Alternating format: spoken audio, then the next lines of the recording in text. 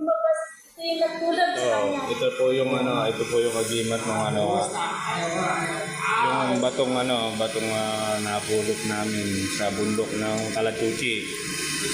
Ang walong bundok. Ito po yung kanyang anting-anting. Ito na yun, sir. Hawakan mo na. Para lumabas na yung mangkukulang kung taga saan yan. Bawa ka na sa akin. Ayoko na. Aminin mo para Sir. Iba na talaga. Malakas ang mangkukulang. Talian mo. Hindi. Okay nyo para hindi malakas yung mangkukulang.